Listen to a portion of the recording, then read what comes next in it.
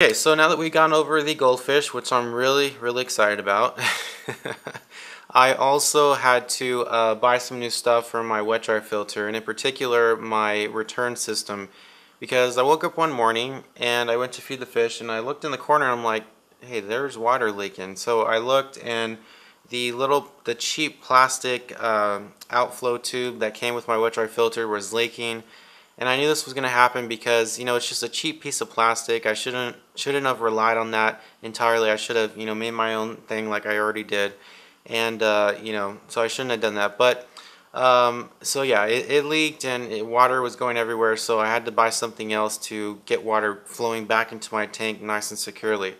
So I went over to Lowe's and I bought some PVC pipe, some PVC glue, and I actually found a really cool fitting that allowed me to use plastic hosing, it allowed me to attach plastic hosing to the PVC pipe. It was almost like if you ever had a wet dry filter and you have to connect one of the plastic um, it's like the tube that goes from the overflow box into the wet dry filter, and there's a little fitting there, and it's kind of like it's kind of wavy and stuff, and you can squish the tube onto it so it gets nice and tight.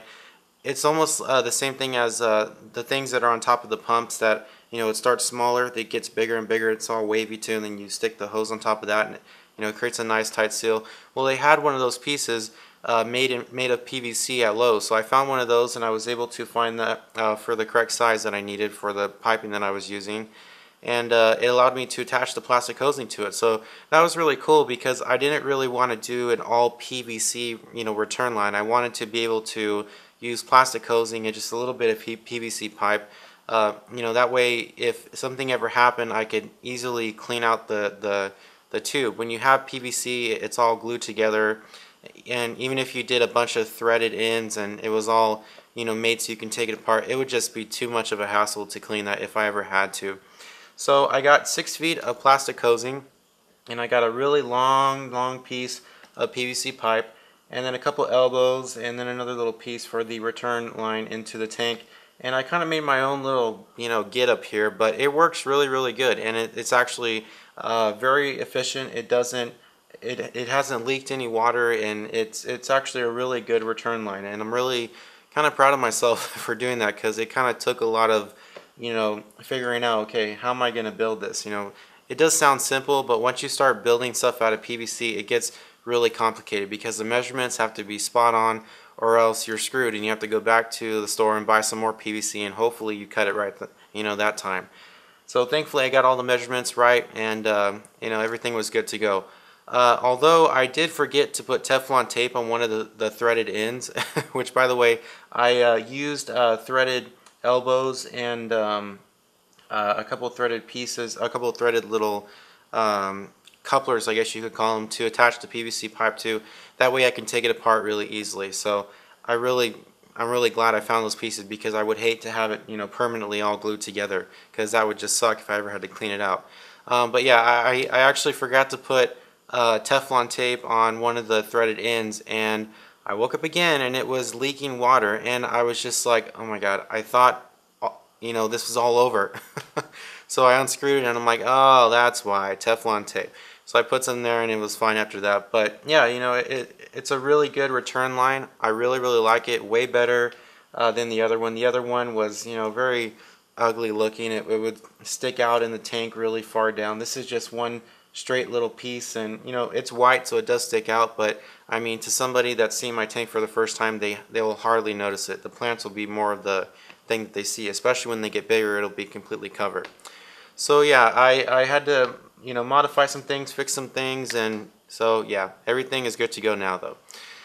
So the goldfish are going to be here on Thursday. Super excited. I'll be making the unboxing video for you guys, and then some more videos down the road to show you how the goldfish are doing. And I'm actually hoping also to be able to find a goldfish club or something that I could join, or a competition or whatever, so I can enter my fish in the competitions every year or whenever they have these things.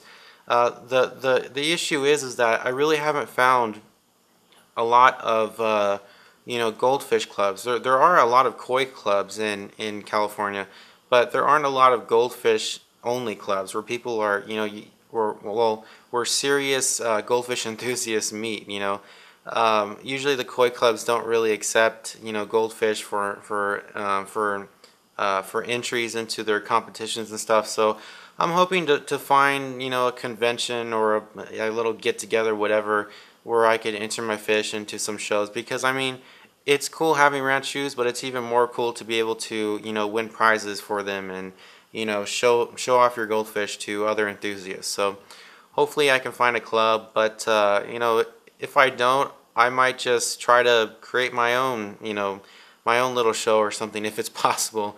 I don't know if I'll be able to do that, but that'd be cool to actually have a little rent a little room or whatever in a convention center or something and just have a goldfish show. I would need a lot of people to be there though to make it interesting and stuff. So, but I don't know. That's all later down the road, and who knows what can happen. But I guess anything's possible, right? With YouTube especially, to spread the word. So thank you so much for watching. I really appreciate it. Look forward to all the new videos and the goldfish that are going to be here on Thursday. So thanks for watching, guys, and I'll see you next time.